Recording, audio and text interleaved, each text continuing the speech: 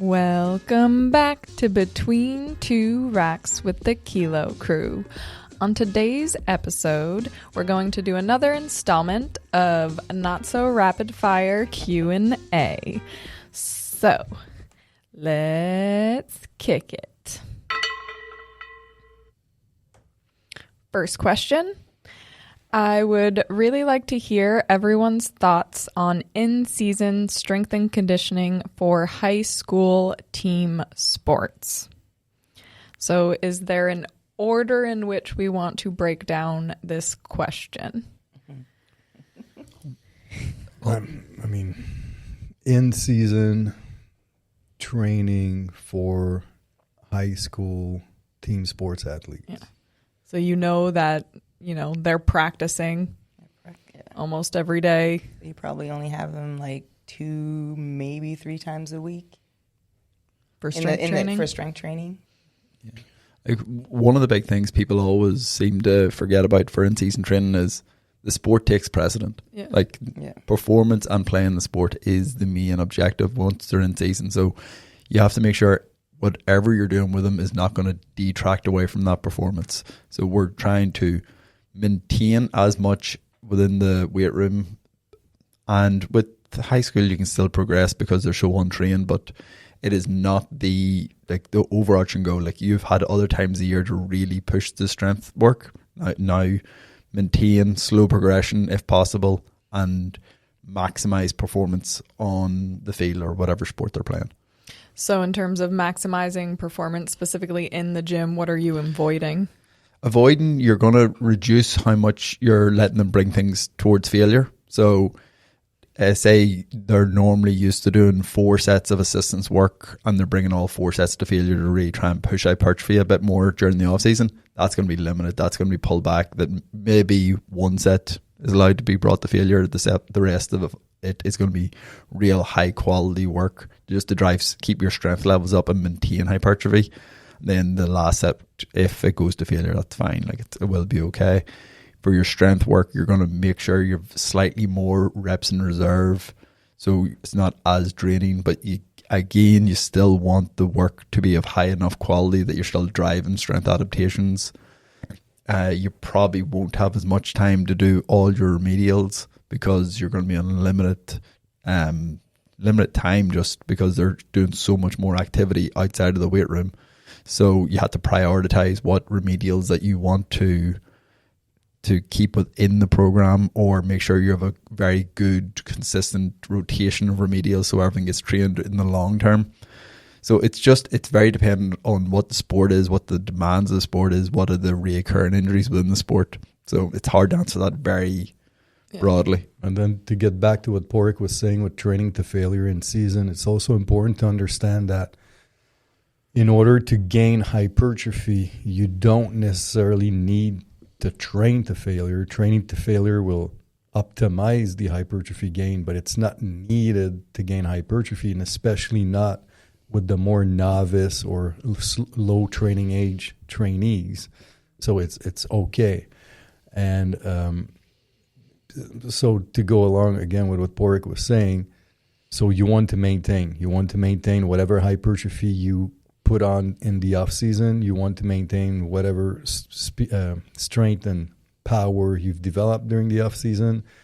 So on a practical standpoint, we're talking about 2 full body training sessions per week, and you do more of a daily undulating model where one day is more targeted towards hypertrophy with more assistance type of movements and some targeted remedial that will help with a performance decrease in the sport. Let's say we're taking hockey, you might want to train calves every now and then to just make sure that we're maintaining proper ankle function. And then one other day, you're focusing on either strength or power, where now it might be more multi-joint compound lifts, but on much lower volumes, still very high intensity. And then you're maintaining that strength. You can throw in some Olympic lifts, some accommodating resistance every now and then to maintain power output. But things to avoid, though, it would be slow, heavy centrics. This would create too much fatigue. would slow you down. So I would absolutely abstain of doing slow, especially supramaximal eccentrics, and also avoid overly slow eccentric tempo. So although maybe in the off season you've done 4-0 x0 as a tempo, you might want to speed that up a little bit just to make sure we're not affecting the recovery curve too much. So I mean, these are like the overarching it's the same rules rules. basically. Even if you're high school and you have a pro athlete or an adult, it's the same rules in season. Yeah, for Pretty much. Yeah. for high school, I definitely not dedicate as much time to power as I would for like the pros and stuff, because they're going to benefit way more from just keeping their strength and developing their strength more, and their power work will be technically done when they're practicing their sport. It's not like they're not getting exposed to really high velocities and jumps within their sport, so it still will be getting trained.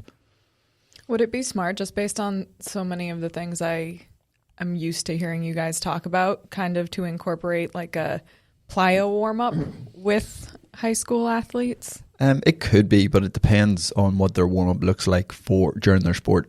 So if their sport is doing a really extensive warm-up, I wouldn't dedicate the weight room time to doing another extensive plyometric warm-up. So it you have to see the overarching system before you could really know exactly what would benefit from there. Because I'd rather spend the warm-up more on dynamic mobility type of movements than plyos with that crowd, because they're already doing plyos. But one thing's for sure is after the season, they're going to come back with some form of range of motion restriction. So if you can find ways to avoid that happening, then you're on your way to more success.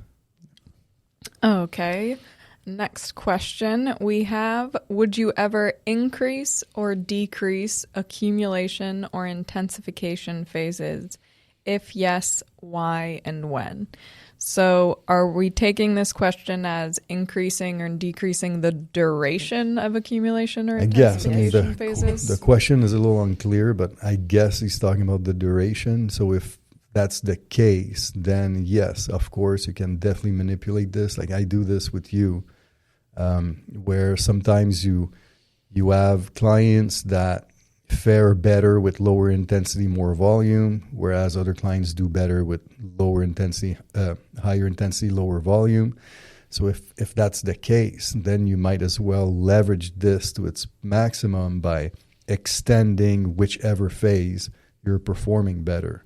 So if you're used to 3 weeks, 3 weeks, it's okay if you're doing 4 weeks, 2 weeks. That's not a problem. I wouldn't go like much beyond four weeks though, because then you're really going to start detraining previously trained qualities a little too much. But adding a week or retracting a week is definitely something you can do to benefit the client. Yeah, and also, go ahead. And also with high level athletes that adapt really quickly to their training, sometimes we'll just do 2 weeks of both, right? Macro. That's true. Not macro. Accumulation, intensifications. And then, like, to go off what Steph was saying, you don't even need to say that's what you're going to do year round, and that is going forward. You're doing 4 weeks accumulation, 3 week or 2 week intensification. It could be, so say someone does really well in accumulation phases, so they're slightly better suited to higher volume, lower intensities, but you still want to work through the full spectrum of the 1RM continuum. So it's maybe when they get the higher intensity macrocycle, so it's a relative strength-esque macrocycle, that's when you interject those sort of things. But if they're in a hypertrophy based macrocycle, they'll probably be fine just to do the normal 3 weeks. Yeah, that's true, because even in that case, even the intensifications are relatively low intensity. Exactly. With relatively higher volume, so it's not that big of a deal. And I know you'll use longer phases with more gen pop as well. Yeah, sometimes 3 weeks is just not enough exposure to the same program. So I never go much past 4 weeks, but sometimes that extra week is really good. Do you do it more with accumulation or intensification phases, or both? Both. Yeah, because the first week, especially if it's a new client, takes a little longer maybe to figure out the weights and stuff. And then like the last 3 weeks, then we can really start to push like increasing their weights and from week to week. I like 4 weeks sometimes. But it's hard. I know like some people get bored on their 4th week, but usually Gen Pop, especially if they miss a lot, then I tend to. And you're not doing a deload week when you're doing an additional week, because I know a lot of people think that there is a deload week when it's 4 weeks. But it's just like the deload. I'm sorry, I cut you off. Oh, no. Keep going. I was just going to say it depends on the person and how consistently they come to the gym too. But beyond that, it's just like people misappropriate or misunderstand like the concept of deload. And it's funny because the concept of deload was actually brought up by the German in the late 70s. And it's a drastic deload. It's like you have 2 exposures to a certain workout, and then the 3rd exposure of the exact same workout, you decrease the volume by up to 60%. And then you come back to that same workout for 2 more exposures, and then the sixth exposure, you decrease again by 60%. And the purpose of this was to create a super compensation effect and avoid fatigue and managing the fitness fatigue paradigm better. But guess who the clientele was for the administration of deload? High level, elite, Olympic type athletes. So to take this practice and apply it to somebody who's learning a movement, who's squatting an empty barbell, is completely misguided. It's pointless. Yeah, like a more appropriate way to look at it is week 1's an introductory week. So you're doing all the volume, but you're specifically choosing loads that you know they're not going to have an issue with. And you're going to let them get accustomed to the new exercises, get accustomed to the heavier weights if you're going into intensification, or the higher volume if you're going back to accumulation, and just like use it as an introduction. It's going to be fine. Then the next 3 weeks we push it a little harder. So it's not a deload by any means, but it's kind of like a built-in. It's a easier week. It's an easier week. Yeah, it's a better way to put it. Yeah. And also, just by the way, deload is not a word. It's a unloading week. Unloading. But everybody says deload, but it's technically it's technically not right. It's a unloading week. So any other instances of changing the durations of accumulation or intensification? Well, depending on the time frame of an off season with an athlete, for example. So if you have an athlete with a very short off season, like soccer, for example, and the soccer player somehow needs to put more size, so you might have longer time on the accumulation end of the spectrum, so they can build a little bit more workload. And if it's the opposite, if they're requiring more strength, you might decrease the duration of the accumulation phase, increase the duration of the intensification phase, so you can push in more strength response. I do think this is on a point that I want to always kind of bring back on the podcast is, yes, we're known for setting rules and systems for everything we do, but even in this past weekend in the specialty technique, I know the students were very aware during the case study that there are so many instances where you do break the rules. And rules are meant to be broken. Because I think it's really important for listeners and students to understand that we provide systems to avoid certain errors and to help structure a program, but you can always break the rules, especially if you have a sound justification for the reason you're breaking the rules. Not especially. Only if you have a justification to explain the change. Yeah. You have to understand the rules before you break the rules. Yeah, exactly. Yeah. And it's like the deep understanding of the systems to then know when to play around with it.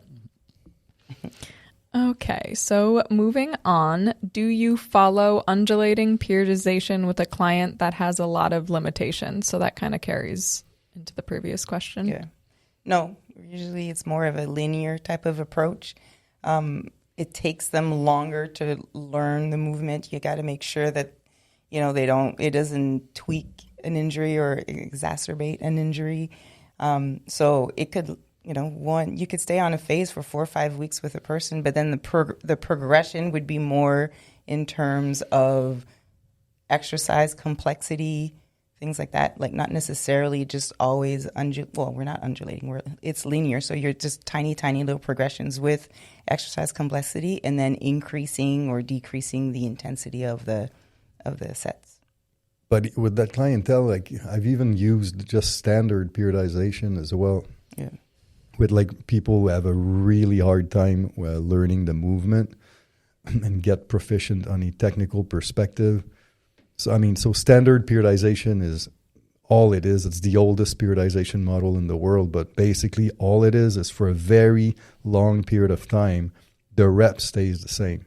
And I usually choose like a mid-range type of rep, like 6 or 8 reps. And we stick to this for 12 weeks straight. But then we just do very small, basically Kaizen-like increases in weight, like through that 6 or 8 repetition. So in a way, it's linear in the sense that the load is increasing, but it's not linear in the sense that the reps are decreasing to favor even more load. It really is just an increase in load because of better efficiency at doing the movement, but the rep stays the same because that client is just not at the point where you need that double progression to create change. It always comes down to what the main training goal is. Is the main training goal to get them stronger, get them moving better? Because if it's to get them strong, manipulations and intensity is going to be necessary. Whereas if it's just to get them moving better, you can just do that through complexity of exercises. So it's very much dependent on where the client is. Yeah. I mean, it goes back to just if you're not executing the rep schemes properly, then there is really no use for the There's no point. Yeah, playing around with it. Okay, we're going through these quick. It's actually rapid fire. Sports performance, macrocycle structure, and yearly planning. Differences in macrocycle structure in GPP, SPP, pre-comp, comp, and transition. Okay, first off, for those of you asking like complex content questions, I do highly recommend attending seminars. This specifically would be the sports performance seminar. I know we'll have a couple of things to speak on, but we're not going to get into a 16-hour course on a free podcast. Yeah, no, that's way too involving of a question. But so differences in macrocycle structure. So, I mean, depends on the athlete, depends on the sport, depends on the duration of the off season. But typically, like in the off season, you'll have a general preparation phase. You'll have a specific preparation phase. Ideally, I like these athletes to weight train 4 times per week. So macrocycle structure, it's going to be like, microcycle structure will be upper 1, lower 1, upper 2, lower 2. And the macrocycle structure will usually with athletes be accumulation, intensification, where from phase 1 to 2 to 3 to 4, we'll implement different training methods, either concentric, eccentric, or isometric. And this really depends on the needs of the athletes as a reflection of what happened with the assessments at the initial stage of the program. Then we have the specific preparation phase, where it's typically, again, 4 mesocycles of accumulation, intensification. The microcycle structure tends to stick to upper 1, lower 1, upper 2, lower 2. And again, here we're going to interject some training methods, maybe some isometrics, maybe eccentrics, but if we're doing eccentrics, they're going to be fast eccentrics, but it's mostly going to be concentric dominant, where now speed strength modalities, so explosive strength, starting strength, or reactive strength will be like high qualities that we're going to focus on. So this really is the off season. Now you have the competitive phase, and then during the pre-competitive phase, you have like the training camp, so the preseason part, where now typically if you're a private sector coach, this is when the client leaves you and the athlete is with the team. But if you can still control the training, this is where typically you're going to reduce the strength training frequency to 2 times a week with full body sessions, and the priority of the exercise becomes really more multi-joint compound lifts, because at that point all you're trying to do with very low volumes and very high intensity is to maintain the strength, while outside of the weight room now with the team, you're doing speed work, you're doing plyo work, you're doing drills, you're doing technical work and all that kind of stuff. So during that period of time, you need to keep the strength training volume and frequency low so you can actually have a transfer or a conversion of all that strength into actual like sports specific power or speed or whatever it might be. Then during the season, so the competitive period in season, it's typically twice a week, a little bit more volume than the pre-competitive phase, but still not full blast off season type of volume. And it's 2 full body sessions. And like we talked previously, it's typically one where you're dedicating your time to maintaining hypertrophy, another one where you're dedicating your time to maintaining strength and power. Then you keep on going for the duration of the season, and then you have that transition phase where now the transition phase will be 2 or 3 times a week, upper, lower, and then it's mostly like remedial, assistance based, much lower intensity, so a lot of high reps, not a ton of volume. You're really just trying to maintain some type of neural activation through the longest possible range of motion for joint integrity to prepare the athlete for the rigors of the upcoming off-season training, starting with the next GPP. And then the more advanced you are as a athlete in the weight room, then you're going to have less GPP, more SPP. Whereas the beginning athlete that starts training with you, the GPP will be longer, the SPP will be shorter. So, I mean, this is like the bigger picture. Here's a question to add to that. Like, I know someone asked you guys that this week is, can you start with intensification in a macro? No, makes no sense. I know, but you shouldn't, because the whole purpose of undulating periodization is that an increase in hypertrophy and work capacity leverages an increase in strength performance. So to start with strength first, it makes no sense, because you didn't build that new mass to use that new mass to generate more force. So you need new mass and work capacity to allow yourself to have new innervated heavy chain myosin heads that can contribute to a contraction to generate more force, and which you can use in your intensification phase to displace more weight to be stronger. The reverse doesn't work. Bam. What he said. Yeah, I think he covered most of the parts. Yeah, like without getting into real details, like that is a very comprehensive overview of a full year. Yeah. Yeah, so I mean, we can, because like so much of the details of the athletic testing. training yeah, is a reflection of the assessment. yeah. Like the probably the only other thing you can interject is like during the GPP, it's generally training more focused on like strength with a hypertrophy bias or strength with a relative strength bias or absolute strength bias. During the SPP, it's either going to be a relative strength bias or a power bias, depending on what the results of the assessments are. In season, you're going to bias your training slightly depending on the results of your test. Like it's all so athlete dependent and assessment dependent that unless we get into every detail, you can't really go much further. And I could add 2 things though. Like one more thing we can add with the athletic population as opposed to the Gen Pop training year round is, number 1, the periodization concept of saturation is even more important with the athlete, because the athlete really only trains for real during the off season. So you don't have a lot of time to affect change to the athlete. So if you're going to have a little bit of time and you want to drive, let's say, more eccentric, well, you better overload the hell of that eccentric mesocycle so you can have the greatest response possible.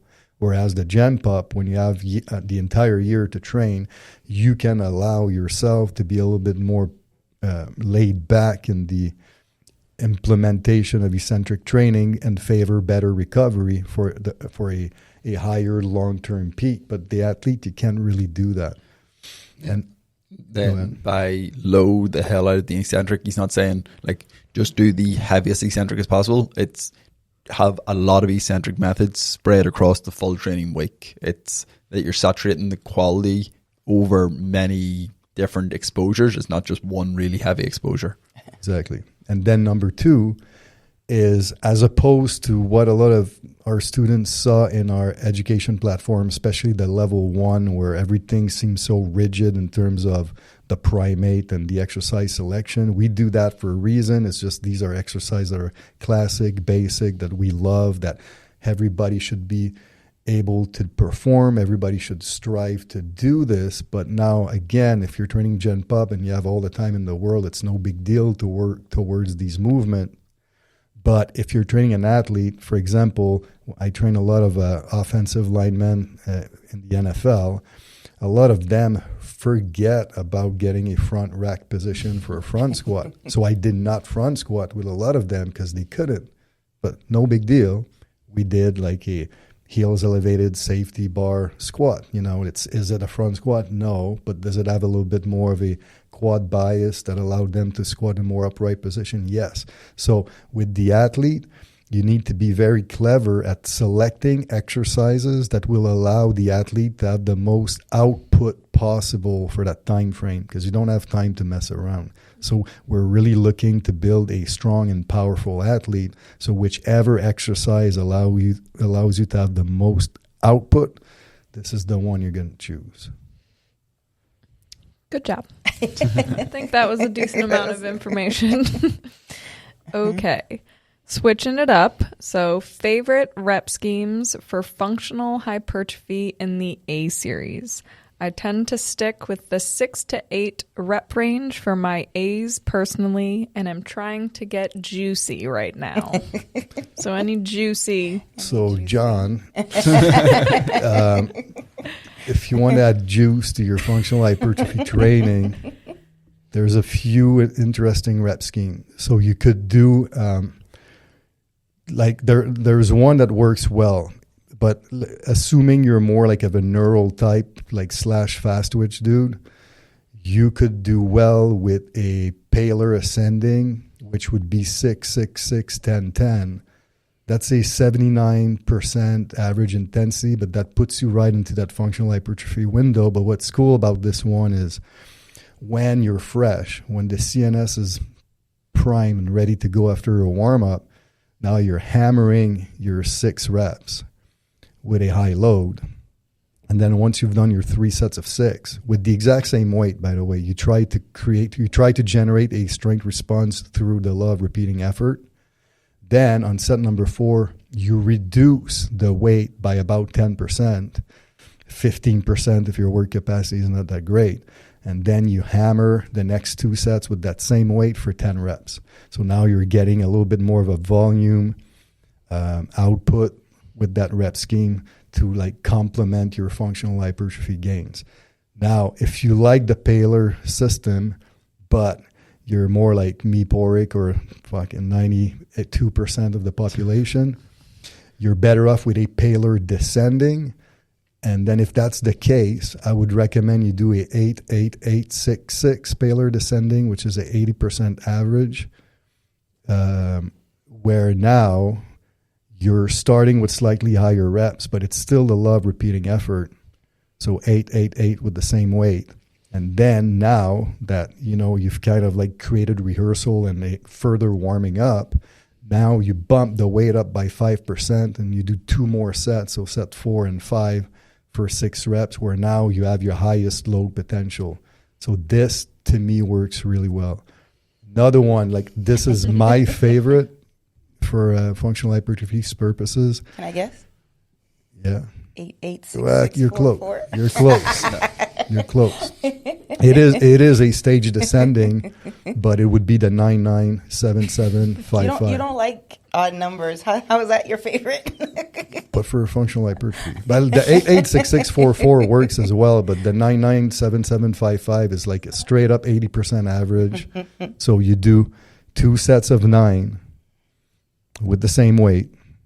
Law of repeated effort, increase the weight 5%, 2 sets of 7 with the same weight, increase the weight 5%, 2 sets of 5 with the same weight. So intensity of average of 80%, right in the middle of that functional hypertrophy zone. And then if you want like another approach with the exact same reps, that's good for functional hypertrophy. It would be a broad pyramid. So you could do 9, 7, 5, 5, 7, 9. So in this case, you start with your 9 RM, increase 5%, 7, increase 5%, 5, replicate the same weight for the same reps again for set 4, another 5. Then go back to the exact same weight you did 7 reps with on your second set. Try to hit 7. Then go back to the same weight you used for your first set of 9, try to hit 9 again. So this is really, really good on a functional hypertrophy perspective because you reach your peak early, and now we're reducing intensity, increasing volume to try to force feed more work capacity.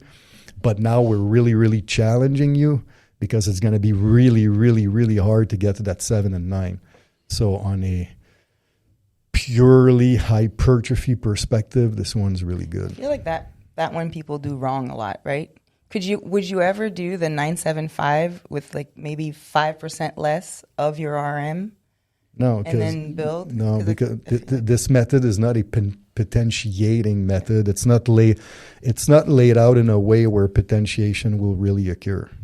So blast it. Like it's a rep scheme that's meant to be blasted. It's a rep scheme that's more appropriate for accumulation phase anyway. But like let's say we had 975.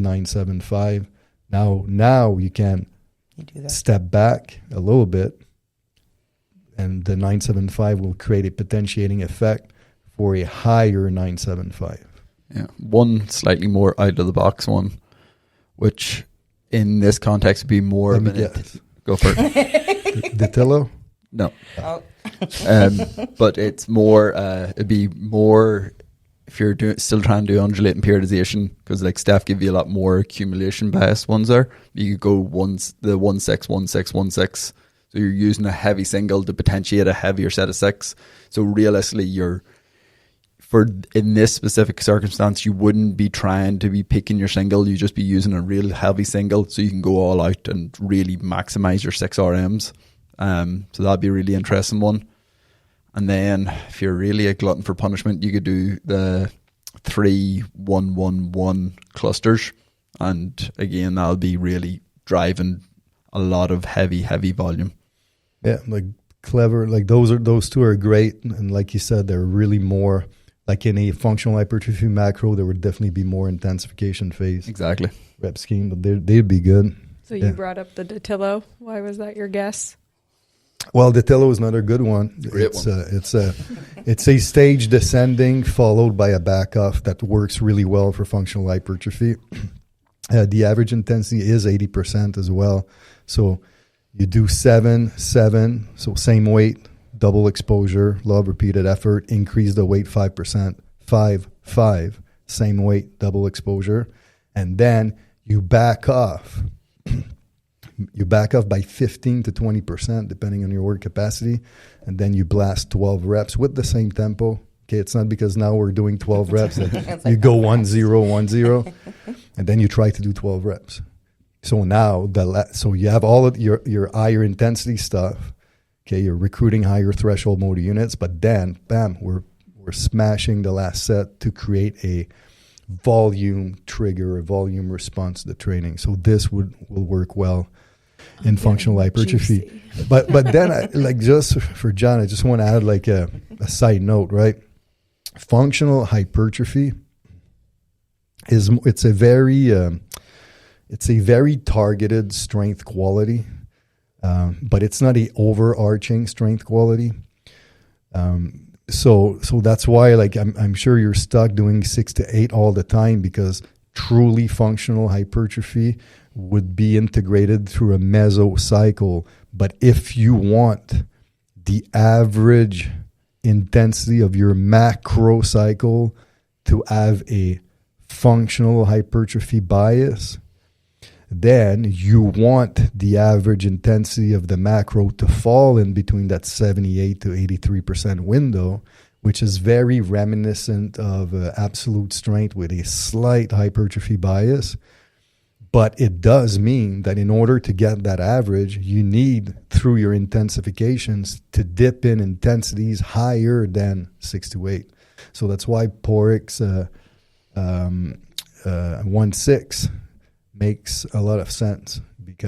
And then if you have the work capacity, because you're not truly using this for strength purposes, if you have the work capacity for it, there's nothing preventing you from doing 1.6, 1.6, 1.6, 1.6, and have more workload to force feed a hypertrophy response, since the main objective is not one of strength. Yeah. So you could do that, but it's just important for all of you guys to understand that when we're looking at a overarching end goal, we're talking about the average that the 12-week training period elicits on the intensity perspective, and then the volume needs to match the thing too, because you could have an average intensity of 80, which could lead to an increase in absolute strength or functional hypertrophy. But if your average volume from the entire macro is like 20 reps, you're not getting functional hypertrophy. So, So another instance of breaking the rules. I do have a question. So with the 1.6, you said you're not necessarily doing it to get the highest number possible on your ones. Yep. So how are you kind of selecting the load for that? I would probably say start at, because you can do it a couple of ways, but for this specific purpose, I would probably do your singles at about 90%. It's going to be heavy enough that you're really getting a potentiation effect, and it's not going to cause enough fatigue that you're going to burn out throughout the course of the full phase. So I'd start at 90%. You can build it throughout the session. I probably wouldn't bother. I would just use 90% for your singles throughout, and then try and max out that 6 reps and really push it as hard as possible. And then from each week, you can maybe bump up the ones by 2%. Yeah, so you could constant load the single at 90%, but you could step load the 6 exactly by very small increments. And so we know that potentiation occurs at a minimum intensity of 80%, but the advantage of using 90, like Poric says, is at 90%.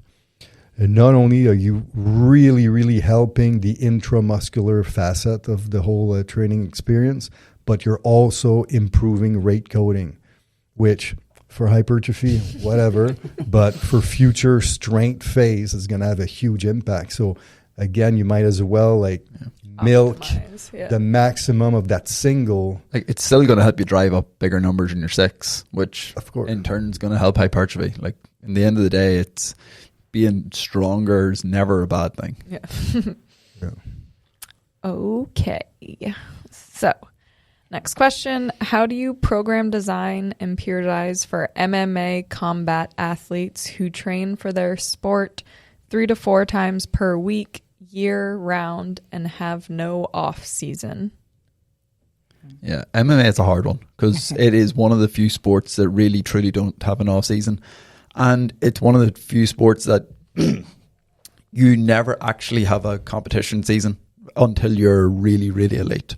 Because most of the time, until you're really elite, you're getting offered a fight, and the fight is within a month. So it's not like you're peaking. You can't just spend your full time peaking. So you have to set up your training system that it's going to be more complementary in terms of you're training more different qualities at all times. So in this circumstance, I know I would, and I'm sure Steph will agree, we'll use daily undulating periodization. So we're going to have a hypertrophy bias if needed. We're going to have a strength bias, and we're definitely going to have a power bias.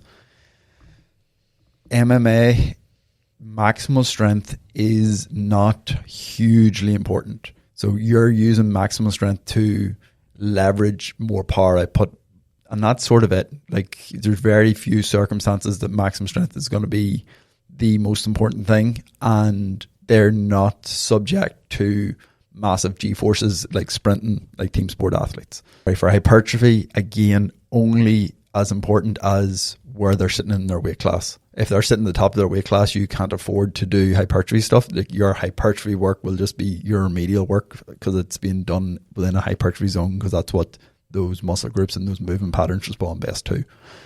So it's hard to give an overarching thing, but it's the most important things to train are you're going to have to maintain or build some level of maximal strength to leverage the power. You're going to have to build explosive strength. You're going to have to build starting strength. You're going to have to build reactive strength. So all those have to be integrated. Isometric strength is huge. Both maximal isometric strength and isometric strength endurance. So that has to be incorporated. And all that has to be done probably within 3 sessions a week, because they're doing so many other outside.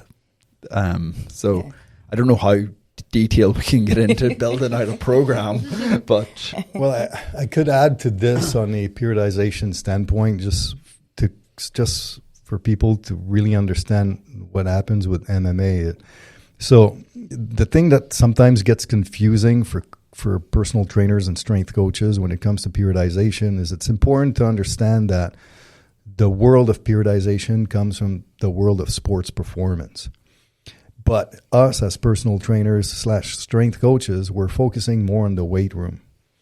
So sometimes weight room periodization model don't connect well with sports like MMA that has a bazillion different modalities being trained all the time.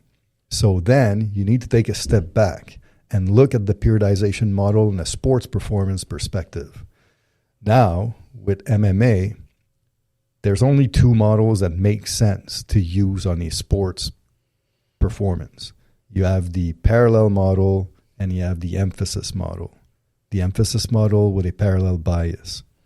Now, what this means is the parallel model, all this is you look at the amount of modalities you have in the training week. So you have the sparring, you have striking, you have conditioning, you have mobility, you have strength. So you have 5 things. These 5 things needs to be trained the whole time, all the time. There's no way around it, because like Porrick said, you can be called up to fight like anytime.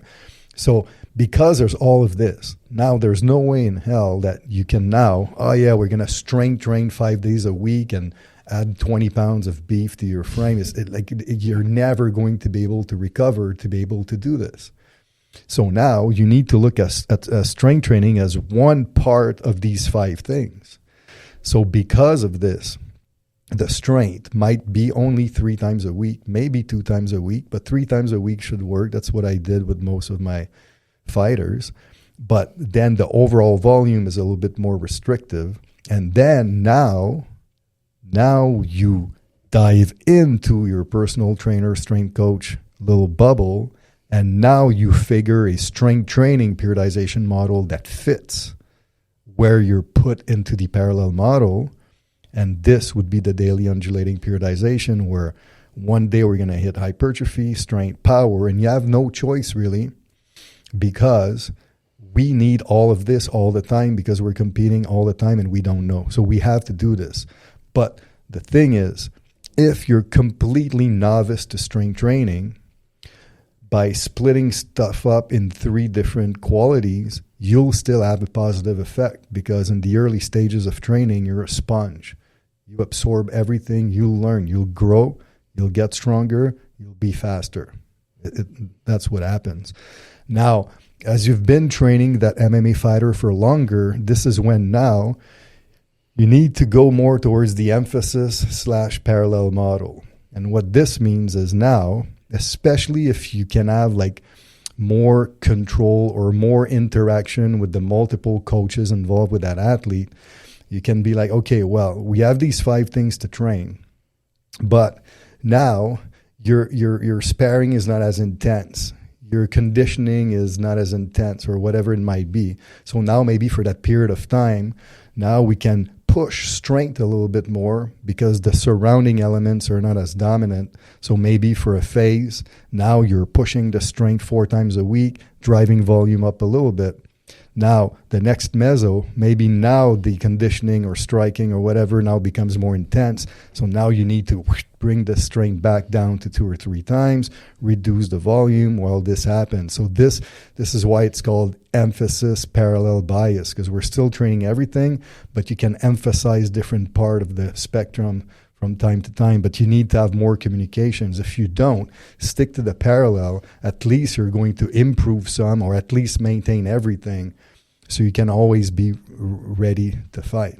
And then in terms of exercise selection, you just go with the biggest limiting factor of the athlete. But I would say that when it comes to remedial, the neck, the grip, the lower back, the abs, protecting the knee, so knee flexion, step up variations, these should kind of be staples.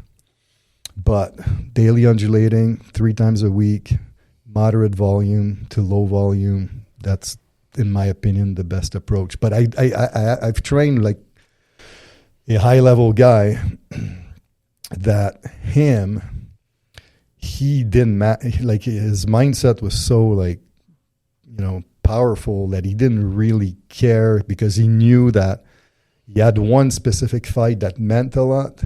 The other fight leading to that one, he's like, whatever, those are easy for me. So I basically plan like regular. I actually did undulating periodization, like and phase he was undulating. Used to training. He was used to train with me, came from training background. So we did phase undulating periodization like the classical way. And he was not peaked for a fight. He would still win it, but then we'd peak him for that specific fight. But this is a different, that was very adapted to this specific individual. But on the flip side, like, I've had an MMA fighter who's 35 years old, never weight trained before, and came into the gym and we just did basic strength because he just never done it before. So he was a natural brute. But he was but you looked at him and thought he did a lot of weight training. You can do a lot, but he had never done it. So there wasn't any undulating. Like, I mean, I just didn't know his weights, and he didn't know his weights enough. So it was just kind of standard training for the first, 8 to 12 weeks. Yeah, I mean, like I said, the untrained are sponges, especially if he's that high level in MMA, and I know he was, with zero strength training, that tells you that his CNS is like top notch. Yeah. So his learning curve will be huge, and his ability to absorb the training will be. And every other week he had some sort of injury, broken nose, or sprain this, or like whatever. Yeah, and when they're doing their grappling and their sparring, like, they are technically working very explosive strength qualities. So if someone who's never done strength training like that before, you can afford to move away from the strength or the power work and just focus on strength, because they're still getting it to some extent. It's just when you really have everything on a more even playing field, then you have to make sure everything's getting trained. Yeah. Another thing I could add just real quick, like, for those of you who've been following us who did our sports performance seminar, like, that a lot of the specialty technique that are like eccentric or isometric dominant, we tend to use on pushing, extensor type movement patterns. MMA, though, it's one of those where you can also reverse or add 2 flexors as well, because there's a lot of demands on isometric flexor strength with these athletes. So you need to do it on chins, on pulls, rack deadlift, and on and on. Hamstrings, like the more hamstrings, the more grappling dominant the opponent, the more important it's going to be. If they're a very striking heavy person, it's not as big a deal, but if they're very grappling heavy, it's going to be a massive difference. Yeah, and even doing partner assisted overcoming ISOs on stuff like unilateral leg curl, or even bilateral leg curl can be really, really beneficial for these athletes. Cool. Okay, final question. I see you use Romanian rhythm squats in courses often. How and when do you implement this exercise? I mean, there's two functions. If you're really just trying to hypertrophy and trash the VMO, that's like you can use it as a hypertrophy method, and then you can also use it as a triple extension type of like preparation for plyometrics. Yeah. You guys will get into the details. Well, firstly, the first thing I want to say is you see them using courses a lot, and it's because there's equipment limitations when you have 24 people in the gym at once. So we can rely heavily on that because it's very not equipment dependent. Everyone just needs it's funny to see people do it. Everyone just needs a barbell. But yeah, so as Alex was saying, for body composition side of things, you can use it to really build a lot of volume and trash the vastus medialis. And in that circumstance, it's 50 reps either way, but in that circumstance, we do the sequencing of the movement slightly different. So you go the first 10 reps that your feet stay flat, next 10 reps you come up onto your toes, then flat, then toes, then flat again. And with that one, we use 50% of your 1RM as the load. So the movement's going to be slower and it's going to create a lot more fatigue. Whereas in sports performance and as a preparation for plyometrics and to start integrating more stretch shortening cycle work, we'll do the opposite in terms of the movement pattern. So the first 10 will be on your toes, second 10 flat foot, toes, flat toes. And then that is generally done between 20 and 30% of your 1RM and at a higher velocity. But the main thing, people get really caught up in a lot of things and don't just focus on getting into a rhythm doing it. The whole Hence the word rhythm. Yeah. So like you really just have to get in that rhythm and use the elasticity of the musculature instead of like just trying to choppy. Squeeze your quads. Like you're not bodybuilding these reps about. Like one thing you'll notice, like once you start implementing this with like more advanced people, like when we do it in class, it's often people's first time doing it. But when like Porrick does it, for example, like you hear if you have a cast iron plate, you hear the plate like wiggles on top of each rep, like gling, gling, gling, gling, gling. So that tells you that speed, that velocity, that rhythm is on point. If you don't hear this, like you know there's something going on.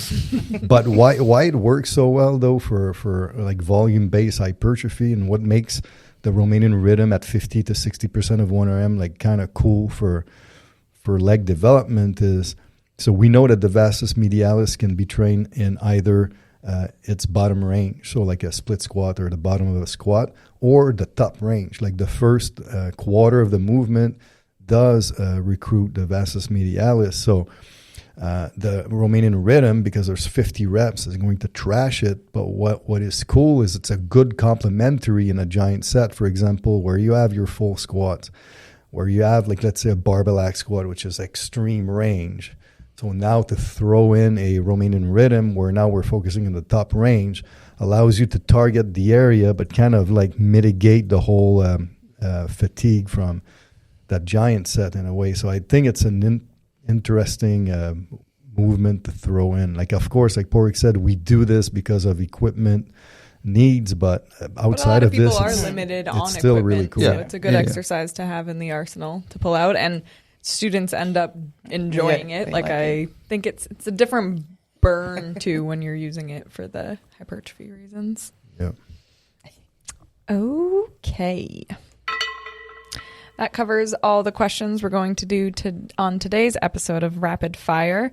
I do want to mention that in 46 days, it is the biggest sale of Kilo that we do every year. So if you haven't, I would give a listen to our podcast episode where we go over all of our resources, because this is the best time to grab all those resources if you've been eyeing them. Everything will be on sale. Early bird education will end after Cyber Monday. So resources, training programs, everything, you name it. Keep your eye on for Black Friday. And if you guys have more rapid fire questions, just submit them. Yep. Make them good. Make him good. Think about it. Make them readable. We're going to try to read them out loud. So try to do that. Yeah, there's in the little bio of the episode, click submit your questions. If we're ignoring your question, there's a reason we're ignoring your question. We love you though. Keep sending them. Yeah, you can keep trying to reword them and send them. Thanks for tuning in. See you next week, fam.